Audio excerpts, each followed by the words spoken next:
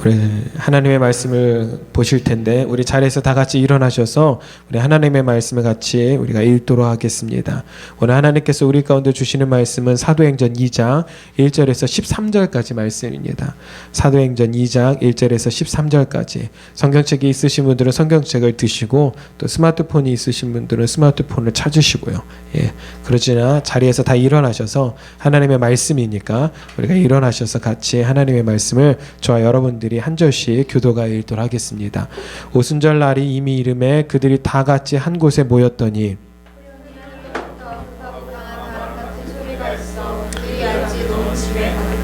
마치 불의 혀처럼 갈라지는 것들이 그들에게 보여 각 사람 위에 하나씩 임하여 있더니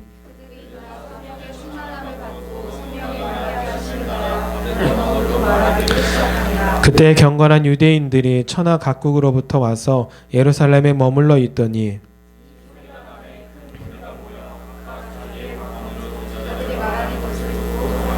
다 놀라 신기하게 여겨 이르되 보라 이 말하는 사람들이 다 갈릴리 사람이 아니냐.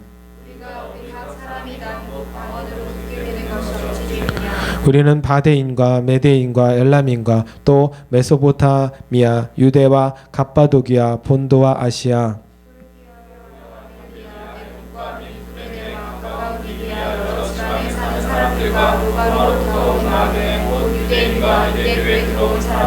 그레데인과 아라비아인들이라 우리가 다 우리의 각 언어로 하나님의 큰 일을 말함을 듣는도다 하고 같이 읽겠습니다. 또 어떤 이들이 조롱하여 이르되 그들이 세수에 취하였다 하더라. 아멘. 우리 자리에 앉으시면서 앞뒤 옆에 있는 지체들에게 환영합니다. 은혜 받읍시다. 우리가 좀 같이 인사하도록 하겠습니다. 우리 말로 인사합시다. 반갑습니다, 여러분들. 어린이티 교회 주일 예배 오신 여러분들을 주님의 이름으로 우리 환영합니다. 예수님께서 부활하신 후에 40일 동안 가르치신 것들을 추적해보는 우리 사도행전 시간입니다. 지난주에 그 첫 번째로 성령님이 그 단서 중에 핵심이다라고 우리가 살펴보았죠. 그럴 수밖에 없는 것은 부활하신 후에 예수님께서 여러 번 성령님에 대해서 강조하셨기 때문입니다. 심지어 예수님이 돌아가시기 이전부터 계속적으로 미래의 일을 말씀하시면서 성령님에 대해서 말씀하셨죠. 이렇게 말씀하시잖아요. 내가 하늘로 올라갈 거야. 그런데 니네 두려워하거나 놀라지 마. 너희를 고아와 과부처럼 버려두지 않아. 성령님이 너희 가운데 오실 거야 라고 이야기를 해주신 거죠. 그러니까 정말로 우리 신앙 가운데 중요한 핵심 한 가지가 뭐라고요? 성령님이라는 거예요. 어쩌면 신앙생활에서 가장 필요한 요소가 될 수도 있다라는 것이죠. 그런데 어제 지난주 말씀을 통하여 예수님께서 뭐라고 말씀하셨죠? 그 성령님을 받기 위해서 필요한 것이 있는데 뭐 하라고요? 기다리며 모여서 흩어지지 말고 뭐 하라고요? 기도하라라고 말씀해 주셨어요. 또요, 며칠 동안 몇 날이 못 되어 성령을 받게 될 것이다 라고 말씀하셨는데 결과론적으로 그것이 며칠쯤 됐다고요? 한 10일쯤 됐다라는 거죠. 바로 이들은 성령님을 경험하게 되는데 그 장면이 오늘 본문 말씀에 나옵니다. 우리 1절 말씀 한번 다시 볼까요? 1절 말씀 보면 오순절 날이 이미 이름에 그들이 다 같이 한 곳에 모였더니 여러분들 영어로 되어 있죠? When the day of Pentecost came. 그러니까 무슨 얘기냐면 the day, 그 날이 다가왔다라는 거예요.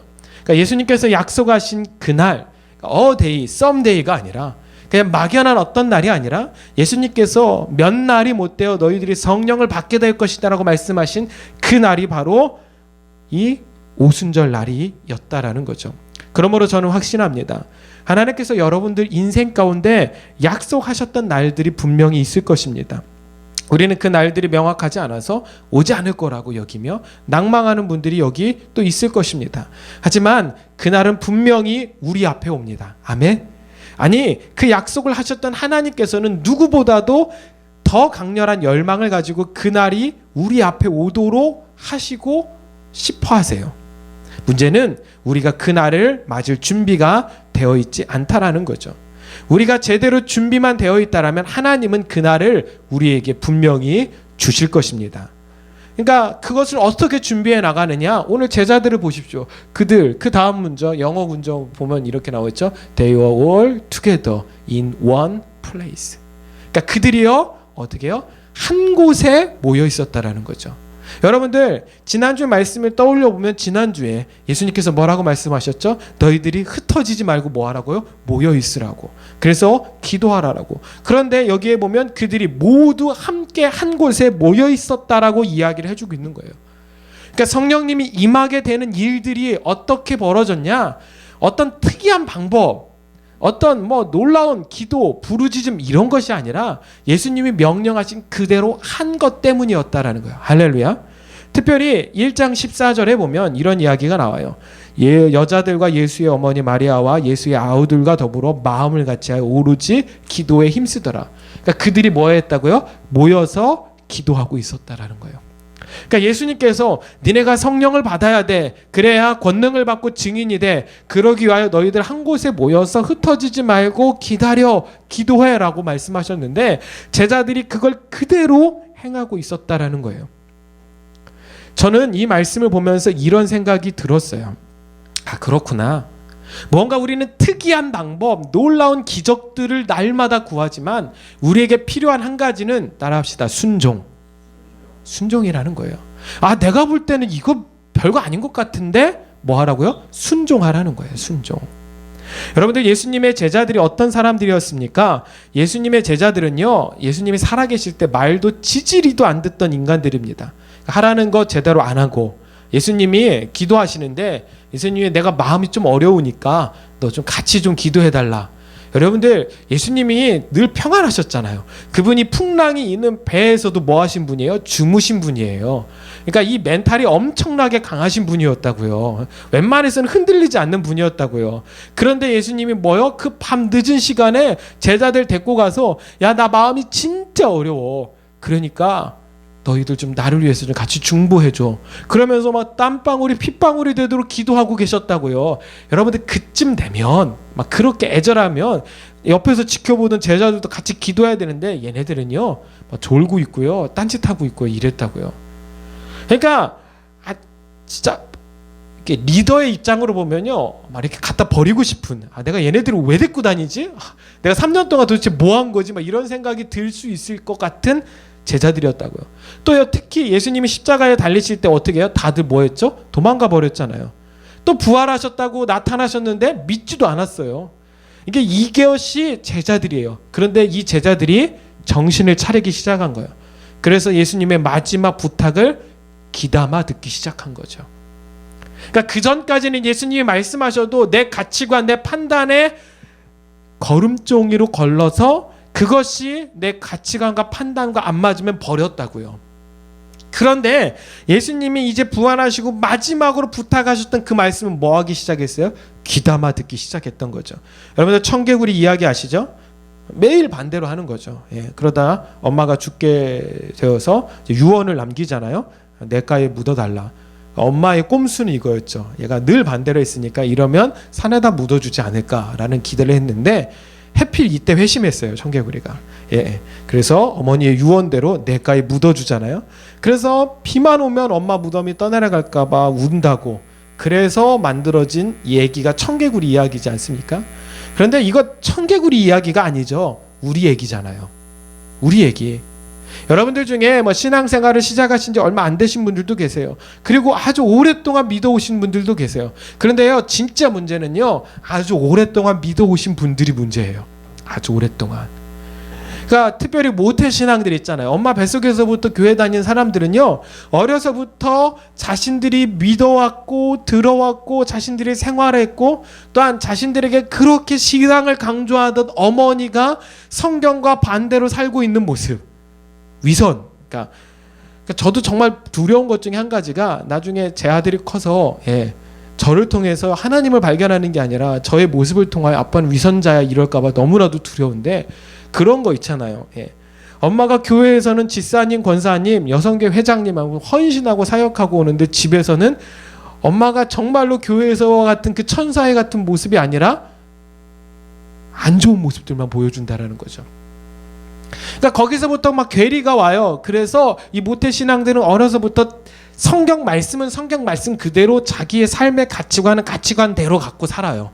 왜요? 누가 그러니까? 엄마가 그러니까. 엄마가 그러니까.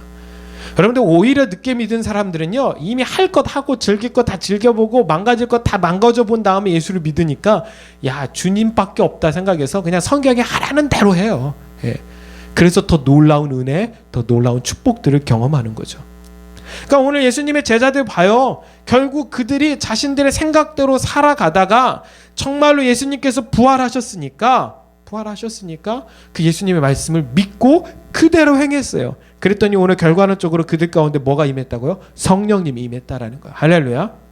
여러분들 성령 충만하십시오라고 이야기하고 성령을 받아야 됩니다라고 이야기할 때 많은 사람들이 고민해요. 내가 어떻게 기도해야 되냐?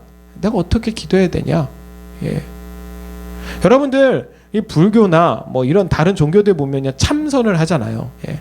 그 사람들 보면 이상한 이게 다리를 하고 있잖아요. 예. 책상다리?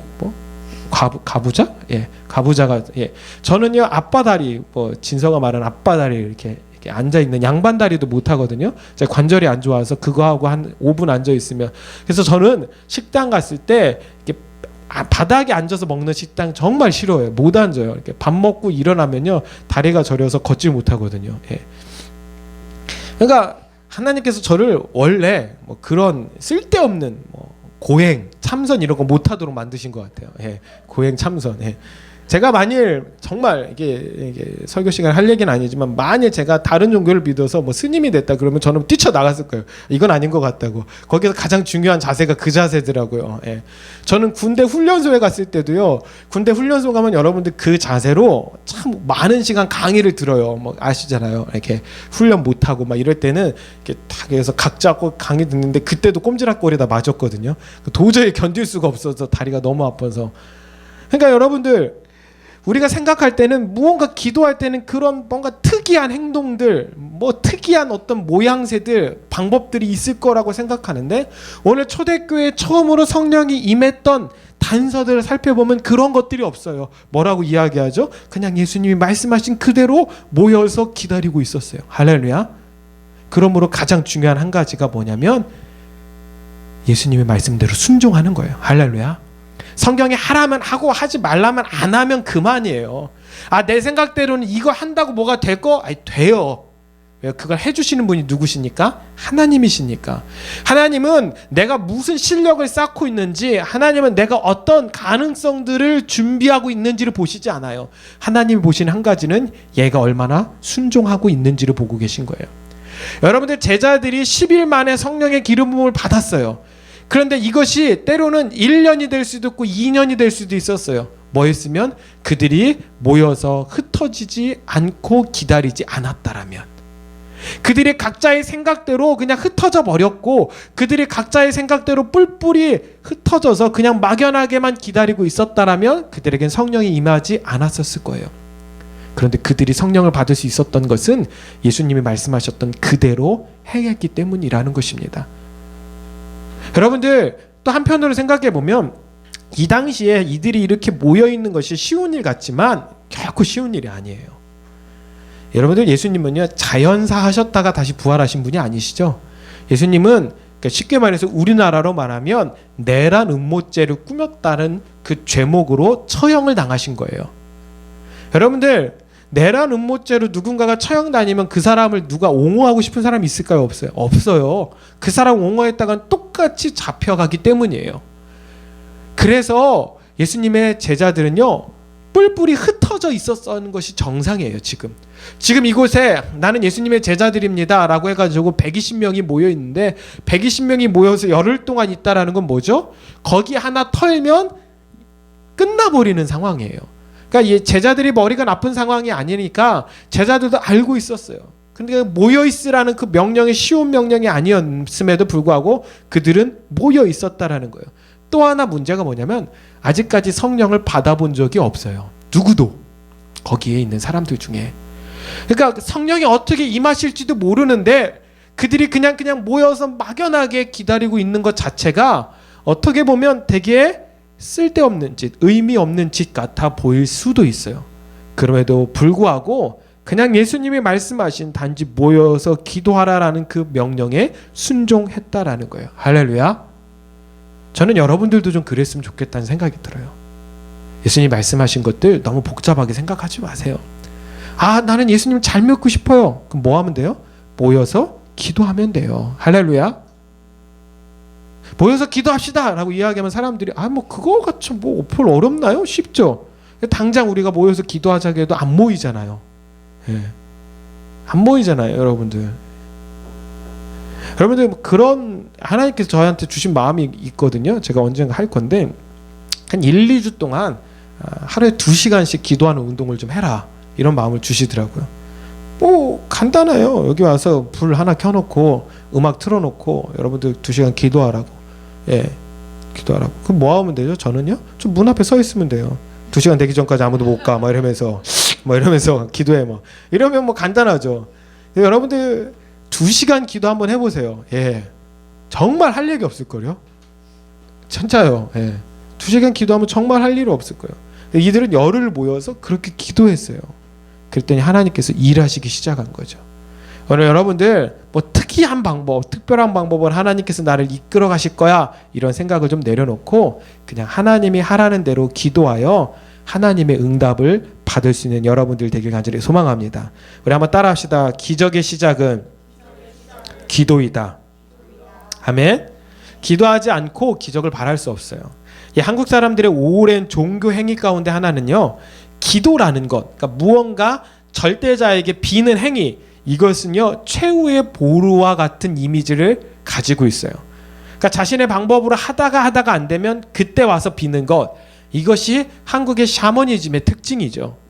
그래서 우리는 예수 그리스도를 믿는 그 가운데도 기도라는 것을 매일 하는 것, 일상으로 하는 것, 어디서든 하는 것, 날마다 하나님을 찾고 부르짖는 영적인 호흡이라는 생각보다는 어떻게 해요? 최후의 보루와 같은 생각을 해요. 그래서 내가 하다가 안 되면 그때 와서 엎드리는 거죠. 그래가지고 많은 사람들이 하나님 앞에 나와서 기도할 때가 언제죠? 진짜 어려울 때, 뭔가 고치기 힘든 병이 있을 때, 정말 해결되어지지 않는 재정의 문제가 있을 때 앞에 하나님 앞에 나와서 막 손들고 전부여 의지 없어서 주께로 옵니다, 막 이러면서 막 눈물을 흘리면서 막 기도하는. 그러니까 그렇게 하니까 그 상황이 거기까지 가니까 기도하니까 하나님은 어떻게 해요? 기도하도록 만들기 위하여 날마다 여러분의 인생 가운데 그 상황을 만들어 주시는 거예요. 바꿔서 날마다 기도해 보면 어떤 상황이 된다고요? 하나님께서 여러분의 인생을 형통으로 이끌어 주세요. 할렐루야. 그러므로 여러분들 최후의 보루로 기도를 생각하지 마십시오. 그냥 날마다 기도하십시오. 그러면 날마다 승리가 여러분들의 인생을 따라오게 될 줄로 믿습니다. 그냥 하나님이 하라고 하면 하시면 돼요. 쉬지 말고 뭐 하라고요? 기도하라고요. 기도하라고요. 더 열심히 하나님 앞에 나와서 부르짖는 믿음의 지체들이 되길 간절히 소망합니다. 하나님을 기쁘시게 하는 것은 다른 것에 있지 않아요. 기도하라면 기도하고요, 하나님의 뜻대로 살려면 그렇게 살면 그만인 것입니다. 지난 수요일에 아침 모닝 필업을 하고 있었을 때 하나님께서 저에게 이렇게 이런 마음을 주시더라고요. 야, 너 백마고 지역을 좀 다녀와라, 이런 마음을 주셨어요. 그러니까 그 전날에 이렇게 유진자매랑 이렇게 이야기하다가 1호선을 타고 저 우리나라 최북단에 있는 뭐 그런 철길이 연결되어 있다고 저는 몰랐었어요. 그래가지고 그래? 1호선 타고가 아닌데, 제가 아는 역은 저쪽 이제 임진각 역이었거든요. 그래서 임진각은 1호선으로 타고 갈 수 없는데, 그래가지고 제가 1호선 타고 뭐 북쪽 이렇게 검색을 해보니까 경원선이라는 철도가 있더라고요. 그 경원선이 동두천이나 소요산역에서 이 백마고 지역까지 가는 세 량이죠. 이게 3칸짜리 철도에 기차를 타고 가는 거예요. 근데 그 기차가 진짜 낡았어요. 아주 옛날 기차. 그래서 양쪽은 지하철처럼 서로 마주보게 되어 있고요. 가운데는 또 앞을 보고 이렇게 달리는 기차고요. 냉방 시설이 되어 있어요. 이렇게 천장을 봤더니 깜짝 놀란 게 선풍기가 달려 있어요. 그런 이게 최첨단의 아주 최첨단의 기차인데, 그 기차가 그 소요산에서 타면 45분이면 이 백마고 지역까지 가더라고요. 백마고 지역까지. 그런데 그걸 이렇게 찾아보고 이런 게 있었네라고 생각했는데, 수요일날 아침에 하나님 앞에 묵상하고 기도하는 하나님께서 너 백마고 지역 좀 다녀와라고 말씀하시더라고요. 그래가지고 제가 지체들한테 얘기했어요. 저 이거 끝나고 운동하고 백마고 지역 갔다 오겠다고. 왜 가는지는 모르겠다고. 그게 하나님께서 뭐 마음을 주셨으니까 간다고. 그래서 제가 여기서 1호선을 타고 소요산까지 가서 백마고 지역을 가려고 했는데 백마고 지역까지 가는 게 2시간마다 하나 있더라고요. 시간이 좀 안 맞아서 제가 그 전 역인 신탄이라는 역에 내려가지고요 버스를 갈아타고요 백마고 지역까지 가는데 신탄역에 딱 내렸는데 어떤 불탄 건물 하나가 있고 그 옆에 넓은 공터가 있더라고요. 하나님께서 저에게 말씀하셨어요. 이 땅을 네가 갖게 될 거야. 너희 교회가 소유하게 될 거야. 여러분들 저 땅 생겼습니다. 무슨 얘기면 아직 주시진 않았지만 그 땅 하나님께서 말씀하시는 거예요. 이 땅이 무슨 땅이냐면 이 땅을 통하여 너희가 이곳에 베이스 캠프를 정하고 건물을 지어서 북한이 열렸을 때 북한으로 들어가는 루트 통로의 역할들을 감당하게 될 거야. 내가 이 땅을 너한테 주었어 라고 말씀하시더라고요. 그래서 제가 백마고 지역에 가가지고 백마고 지역을 하나님께서 걸으라고 그래서 그 역 주변을 계속 걸었어요. 하나님께서 말씀하시는 거예요. 나의 간절한 소망은 정말로 이 철길이 연결되어서 북한 땅에 하나님의 복음이 들어가는 거야. 나의 복음이 북한 땅을 향해서 중보해라. 계속 중보하다 왔어요. 중보하다가 혼자 막 사진 찍고 하나님 기도하고 사진 찍고 기도하고. 여러분들 그 백마고 지역에서 조금만 올라가면 우리나라 최북단에 있는 그러니까 남한에서 갈 수 있는 최북단의 역이 을왕리역인데 그 을왕리역은 지금 현재는 운영되어지지 않고 아주 옛날 모습만 가지고 있다고 하더라고요. 그리고 더 위로 올라가면 동해안으로 올라가요. 그리고 그 철길이 동해안으로 연결되어서 원산 이 땅 가운데 대부흥운동이 일어나는 시발점이 됐던 그 원산으로 연결돼서 그것이 쭉 올라가면요 러시아로 연결되어지는 철도와 만나게 되어 있어요. 하나님께서 보여주시는 거예요. 북한 땅을 품어라. 제가 할 수 있는 게 뭐 있어요? 이 땅 네 거야. 그래서 제가 선포했거든요. 버스 타고 가면서 이 땅은 내 거야 이러면서 뭐 아직 보여주시는 건 없어요. 그러나 하나님께서는 주세요. 아멘. 여러분들 제가 기타 얘기를 페이스북에 올렸는데 저 이 기타 얘기를 보면서 사람들이요 정말 많은 반응들을 보여주더라고요.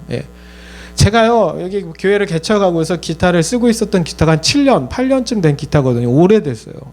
그래서 이 프렛이라는 것이 다 낡아가지고 요 하나 음을 누르면 여기가 다 가지고 버징, 빙 해고 이상한 소리가 나가지고 이 기타를 수리를 맡겼어요. 그때 마음이 이랬어요. 하나님 새 기타가 있었으면 좋겠습니다. 근데 그때 하나님께서 마음을 주셨어요. 내가 너한테 새 기타를 줄 거야.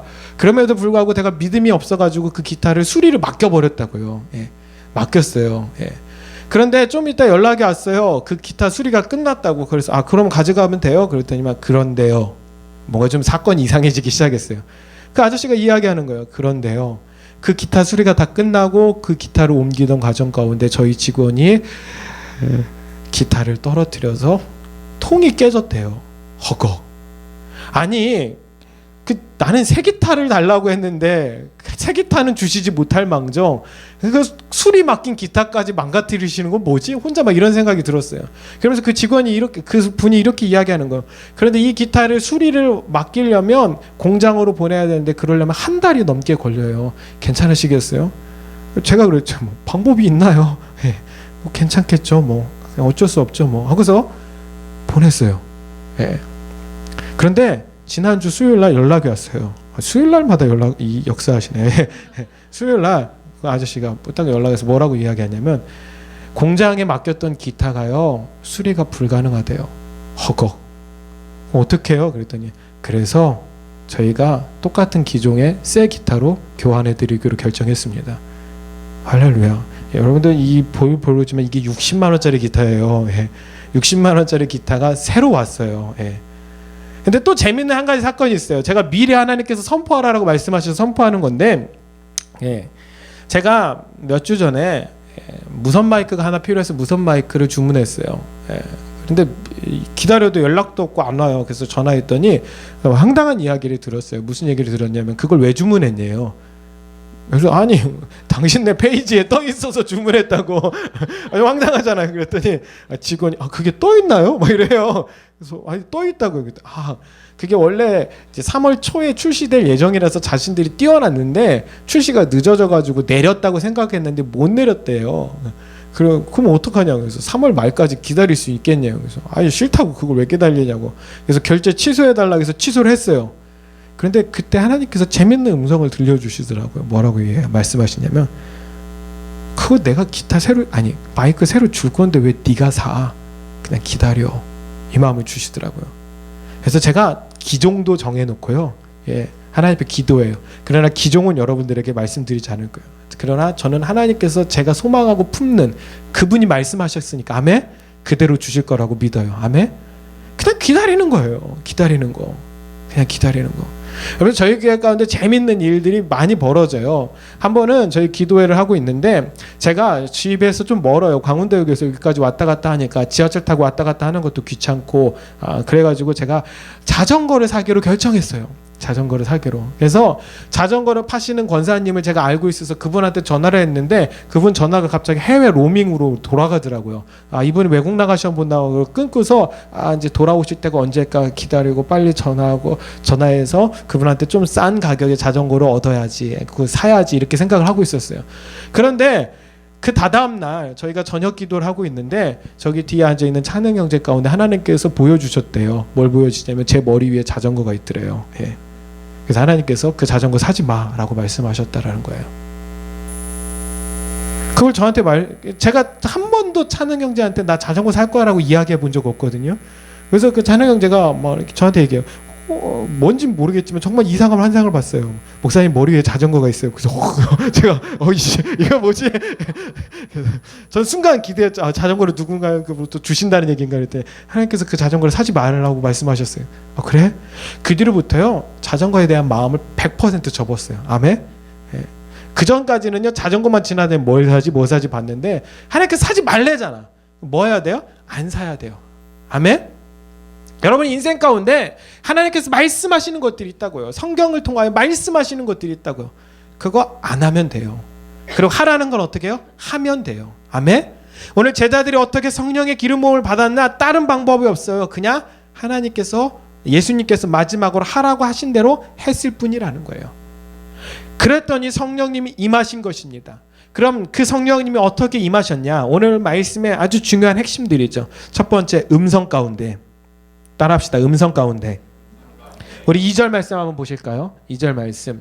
호련히 하늘로부터 급하고 강한 바람 같은 소리가 있어 그들이 앉은 온 집에 가득하며.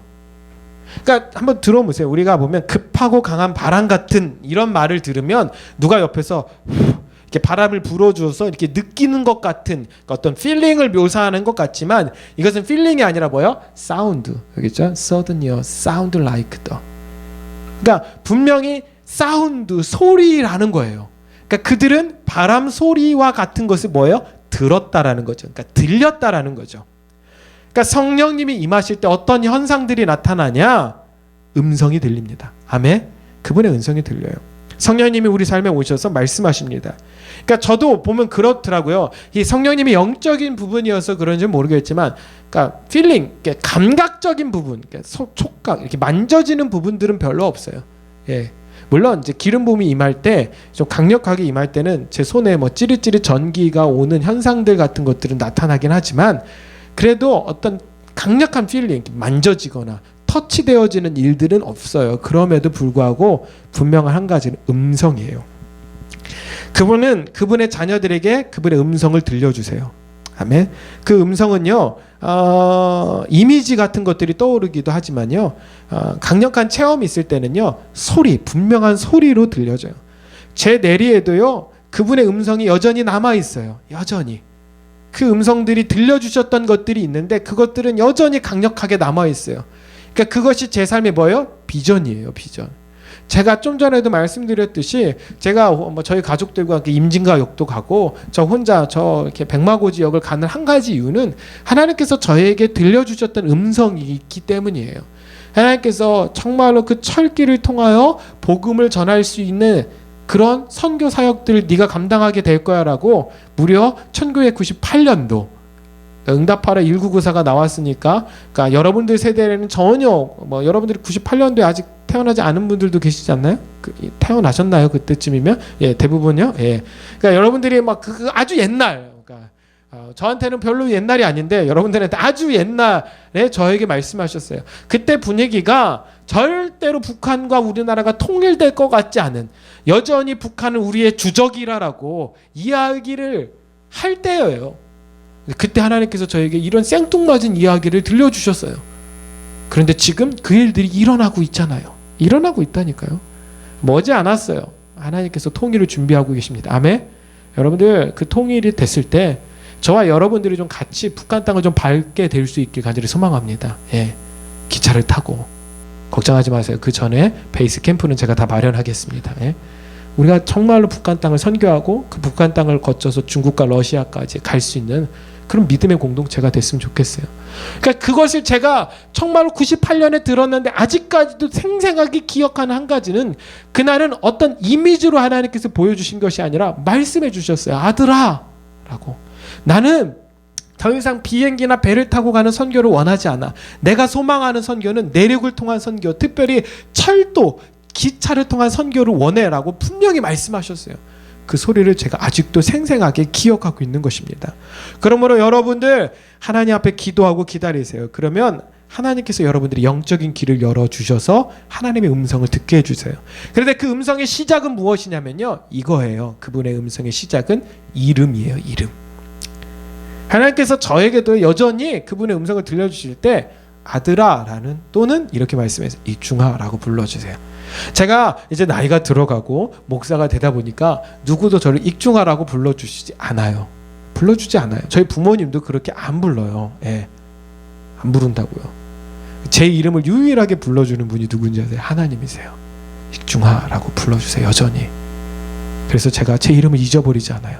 그렇게 불러주시는 분이 계셔서. 또요, 그분이 음성을 들려주시는 첫 시작은 이름과 함께 어떤 음성을 들려주시면요, 사랑한다라는 음성을 들려주세요. 네. 여러분들 하나님 사랑합니다라고 기도 중에 이야기하고 있어요. 그러면 그분의 음성이 들려. 나도 너를 사랑한단다. 할렐루야. 그러니까 그분의 음성이 무언가 거창한 것이 아니에요. 그분의 음성의 시작은 이름과 사랑함이에요. 근데 그것들이 반복되어지면 하나님께서 더 많은 음성들을 여러분들 가운데 들려주세요. 여러분들 듣게 되길 간절히 소망합니다.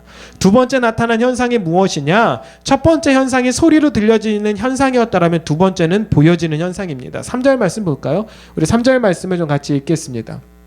3절 말씀 제가 빠뜨렸나요? 예, 3절 같이 한번 읽겠습니다. 시작. 마치 불의 혀처럼 갈라지는 것들이 그들에게 보여 각 사람 위에 하나씩 임하여 있더니. 아멘. 이게 무슨 얘기냐면 마치 불의 혀처럼 갈라지는 것들. 그러니까 이 현상이 어떤 현상이냐면요, 하늘에서부터 불이 하나 떨어진 거예요. 불이 하나 떨어진 거예요. 근데 그 불이 뭐 어떻게 해요? 갈라진 거예요. 갈라져서 흩어지는 거죠. 그래서 각 사람 머리 위에 하나씩 임하여 있다라는 거예요. 그러니까 우리가 초처럼 돼서 초 위에 불꽃이 하나씩 피어 있는 것처럼 이렇게 불이 있는 거예요. 한번 만져보실까요? 있나? 예, 뜨겁습니다. 조심하세요. 예. 옆 사람 불이 보이시나요? 예. 우리가 영적인 눈이 열리면 보여지게 되어 있어요. 실제로요, 가끔 사역을 하다 보면 이런 지체들이 있죠. 예배 중에 갑자기 영적인 눈들이 열려서 이것들을 보는 지체들이 있어요. 아, 그 예배 공동체에 있던 사람들 머리 위에 성령의 불이 하나씩 있는 것들. 여러분들, 이곳은 예배의 장소예요. 아멘? 이곳은 성령의 임재가 있어요. 이곳은 다른 어떤 교회보다도 성령의 임재가 더 강한 교회예요. 왜요? 우리가 밤낮 구하는 게 그것밖에 없으니까. 예. 밤낮 구하는 게. 그리고 교회 이름도 어노인팅 교회, 기름 부은 교회니까 기름이 철철 흘러 넘쳐서 여기에다 불 붙이면 활활 잘 타오르는 교회거든요. 그러니까 이 교회 안에, 예배 공동체 안에 여러분들이 들어와 있다는 건 여러분들 머리 위에 이미 성령의 불이 하나씩 임하여 있다라는 거예요. 아멘? 그래서 정말로 여러분들이 영안이 울리면 이런 이야기를 하는 사람들이 있을 거예요. 목사님 진짜네요. 진짜로 여기 공동체 안에 사람들 머리 위에 성령의 불이 하나씩 임하여 있네요 라고 이야기를 하기 시작할 것입니다. 저는 그러므로 성령님이 강하게 임하여 여러분들 모두가 그것들을 보고 환상을 바라볼 수 있게 되길 간절히 소망합니다. 이 환상이라는 것은 말 그대로 보여주시는 것입니다. 때로는 이미지가 보이기도 해요. 이미지, 그림 한 장, 또는 때로는 문자가 보이기도 해요. 글자가. 또 때로는요, 아주 생생한 영상이 보이기도 합니다. 이 성경에 보면 계시의 차원에서 꿈을 주시기도 하죠. 꿈을 꾸시기도 하잖아요, 여러분들. 그리고 그 꿈을 통하여 하나님께서 이야기도 하시고 말씀도 하세요. 그런데 이 꿈은 진짜 좀 어려운 것 같아요. 뭐가 어렵냐면 꿈의 대부분은 개꿈이라서 우리가 꿈을 워낙 자주 꾸다 보니까 그 꿈과 현실이, 그러니까 꿈과 하나님의 계시가 이렇게 분명하게 갈리지 않는 경우들이 있는 것 같아요. 특별히 하나님께서 저에게는 꿈을 통하여서는 잘 말씀하시지 않거든요. 제가 원래 잘 꿈을 안 꿔서 그런가 봐요. 잘 안 꿔서 그런데 제가 이렇게 몇몇 지체적으로 이렇게 잡으니까 저도 가끔 잠꼬대를 한대요. 그런데 저는 이렇게 자면서 욕도 하고 그런데요.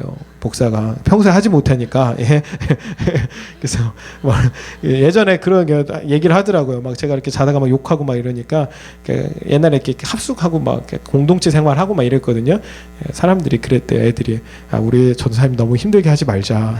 전도사님 너무 힘들게 해서 전도사님이 저러시는 것 같다고 애들이 뭐 그랬다고 막 그러더라고요.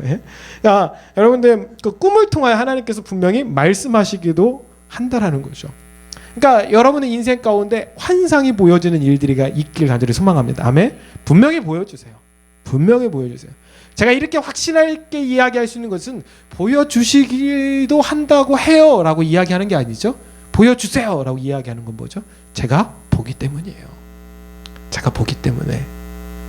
진짜 하나님께서 일하신다니까요. 본 거다니까요. 정말로 저도요, 인생에서 갖가지 환상을 봐요. 그런데 때로는요, 이 환상에 눈을 감고 기도할 때 보여주시기도 하지만 더 강력히 하나님께서 일하실 때는요, 눈을 뜨고 있는 상황에도 보여지기도 해요. 보여지기도 해요. 여러분들 봅시다. 아멘. 간단해요. 모여서 기도하며 하나님 성령님 주세요. 그리고 보여주세요 라고 이야기하면 돼요. 세 번째 현상이 뭐냐? 한번 따라합시다. 방언. 정말로 많은 사람들이 방언에 대한 관심을 가지고 있죠. 4절 말씀 한번 볼까요? 4절 말씀. 같이 한번 읽겠습니다. 시작. 그들이 다 성령의 충만함을 받고 성령이 말하게 하심을 따라 다른 언어들로 말하기를 시작하느니라. 다른 언어들로 말하기를 시작했다. 이것이 방언의 시초입니다. 다른 언어들로 말하기를 시작했다라는 말이 무엇을 의미할까요?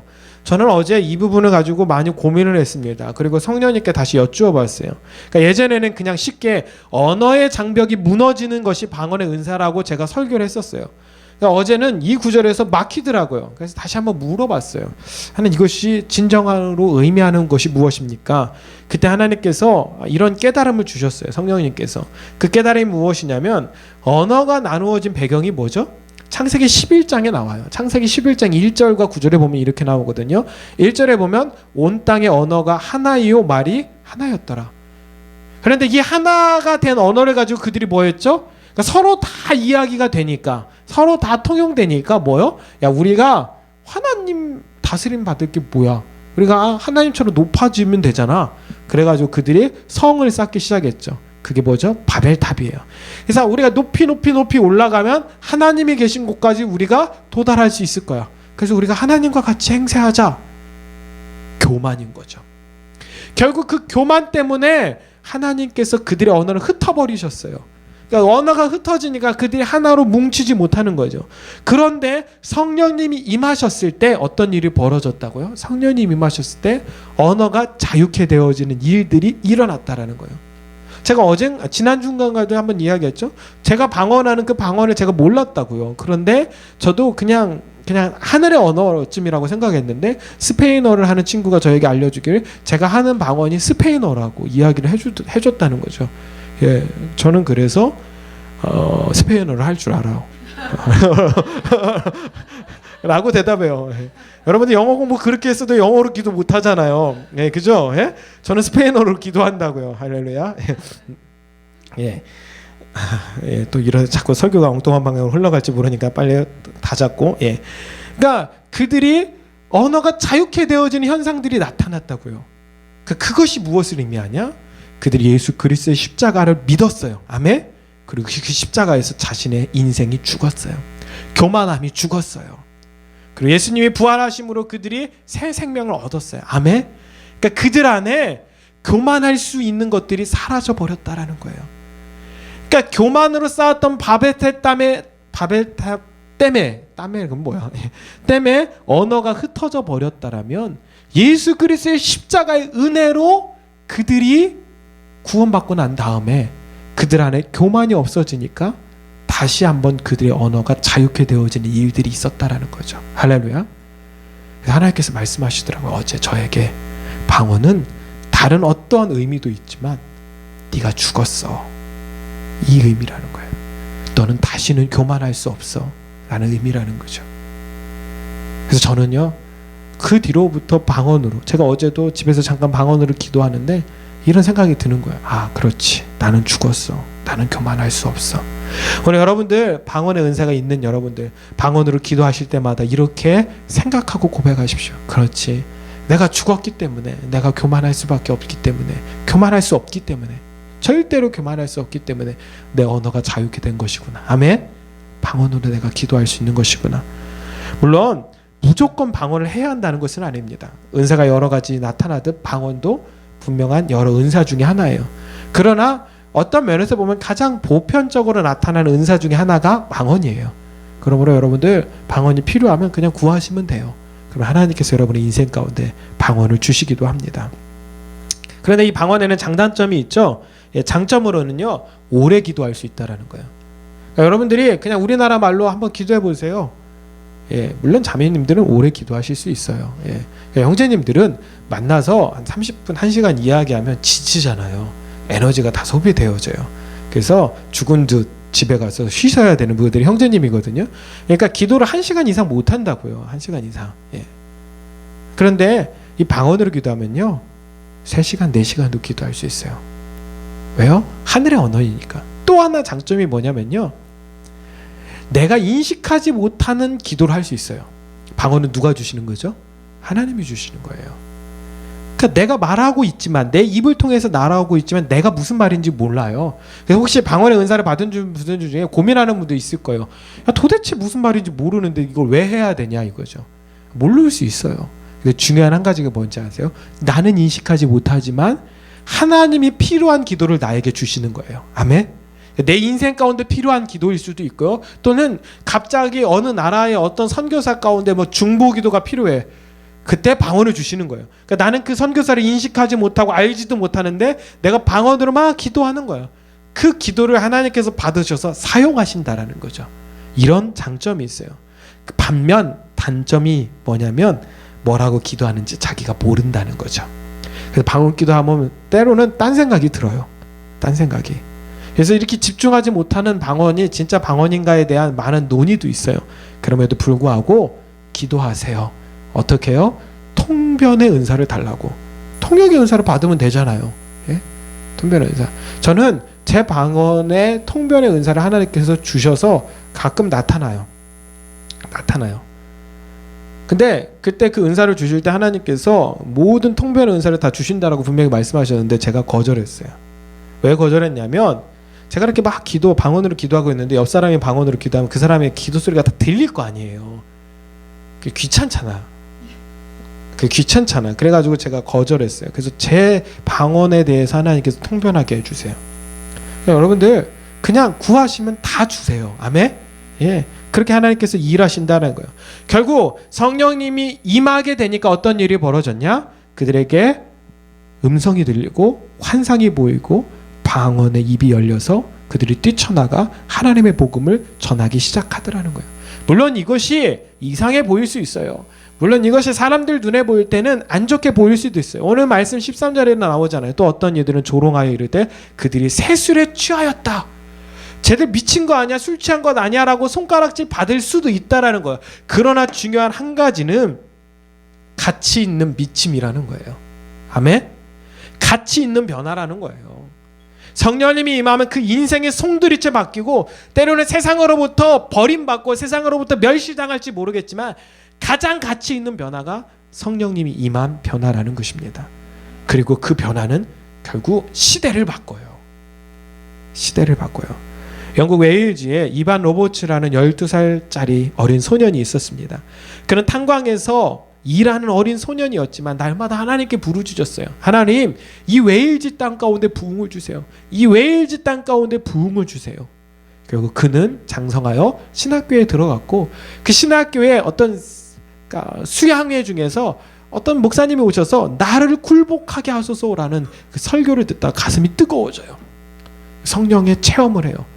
그리고 지체하지 않고 자기가 그렇게 기도했던 자신의 고향 교회로 돌아가요. 그리고 그날 월요일 날 그 교회에서 집회가, 그러니까 기도 모임이 있었는데 그 기도 모임이 끝나고 갈 때 목사님에게 요청해요. 목사님, 몇몇 사람들이 남아서 더 기도해도 괜찮겠습니까? 목사님이 당신이 수요일까지 집회할 수 있습니다 라고 이야기를 해줘요. 그래서 월요일 그 첫날부터 17명이 모여서 기도하는데 그때 성령의 불이 임하기 시작해요. 할렐루야. 정말로 그 연약한 자였어요. 그리고 그 동네가 연약한 시골 동네였어요. 그런데 그 교회에 성령의 불이 임하기 시작하니까 30일 동안 소문을 내지도 않았는데, 여러분들 이 당시가 1904년이거든요. 그러니까 소문을 낼 수도 없죠. 뭐 인터넷이 없었던 시대고 신문 방송도 없었던 시대니까 이때 30일 동안 그 교회에 무려 37,000명이 다녀가요. 그 성령의 기름 부음을 받아요. 그때 하나님께서 무슨 깨달음을 주셨냐면, 예언을 주셨냐면, 이 이반 로버츠한테 5개월 안에 너를 통하여 10만 명이 회심하고 돌아오게 될 것이다. 놀랍게 정확히 5개월 동안 그 웨일즈에 10만 명이 회심하여 하나님 앞으로 돌아오는 일들이 벌어졌다라는 거예요. 아멘. 여러분들 한번 보세요. 정말로 성령에 한번 임하고 그 17명 안에 성령의 기름 부으심이 넘치니까 그런 놀라운 일들이 벌어지기 시작했다라는 거죠. 여러분들 이것은요 그냥 여기서 끝나지 않았어요. 아프리카의 부흥운동, 정말로 미국의 부흥운동, 남미의 부흥운동, 중국의 부흥운동, 그리고 인도의 부흥운동. 더 중요한 한 가지는 이 웨일즈의 부흥운동이 1907년 평양 대부흥운동에 가장 큰 영향력을 미쳐요. 가장 큰 영향력. 이 나라 교회가 세워지게 된 가장 큰 원동력이 웨일즈 땅 가운데. 그러니까 이 이반 로버츠 하나가 그냥 하나님의 마음을 품고 12년 동안 부흥을 주세요, 부흥을 주세요라고 기도했더니 하나님께서 그의 인생 가운데 기름 붓기 시작하다 전 세계 가운데 도화선이 돼서 하나님의 부흥, 성령의 기름 부으심이 넘쳤다라는 거예요. 여러분들, 우리가 힘이 없고 연약한 것이 문제가 아닙니다. 우리가 작은 교회인 것이 문제가 아닙니다. 우리가 숫자가 적은 것이 문제가 아닙니다. 문제는 우리가 성령님의 더 강력한 기름 부으심이 없다라는 것이 문제입니다. 시대를 변화시키려는 원대한 꿈을 품기 전에 성령님으로 채우시길 간절히 소망합니다. 내 인생에 성공하기를 소망하고 그 인생 가운데서 내가 높은 지위에 올라가기를 꿈꾸기 이전에 여러분들에게 정말로 부탁드립니다. 성령의 기름 부음을 경험하시길 간절히 소망합니다. 그것이 있으면 여러분들이 어떤 환경, 어떤 처지에 있든지 여러분들은 가장 강력한 하나님의 군사가 될 것입니다. 그 웨일즈의 이반 로버츠와 같은 사람들이 여러분들 가운데서 나타나기를 간절히 소망합니다. 오늘 우리가 마지막으로 같이 찬양하고 하나님 앞에 기도할 텐데, 오늘 우리가 부를 찬양이 바로 바다 같은 주의 사랑. 이 찬양이 어떤 찬양인지 여러분들 아시면, 이 찬양이 바로 1904년 웨일즈 대부흥운동이 일어날 때 그 이반 로버츠가 인도하는 집회 때마다 불려지던 찬양이에요. 바다 같은 주의 사랑 내 마음속에 흘러넘치네. 생명의 주 우리를 위해 보혈을 흘려주셨네. 영원하신 주의 사랑 어찌 우리 잊으리. 생명 주신 주님만을 영원히 찬양하리. 오늘 우리가요 이렇게 성령님을 좀 간절히 구할 수 있었으면 좋겠어요. 정말로 웨일즈의 그 대부흥운동이 일어나서 그 땅과 그 지역을 변화시켜 나갔던 것처럼 하나님 아버지, 우리 공동체가 연약하고 작고 부족하고 시작한 지 얼마 되지 않은 공동체이지만 하나님, 오늘 이 시간에 그 이반 로버츠 가운데 임하셨던 성령님이, 초대교회 가운데 임하셨던 성령님이 우리 가운데 강하게 임하여 주시옵소서. 하나님, 그래서 우리 가운데 대부흥의 운동들이 일어나게 하여 주시옵소서라고 우리 같이 찬양하고 그때 예물 드리고 우리 같이 부르짖어 기도하도록 하겠습니다.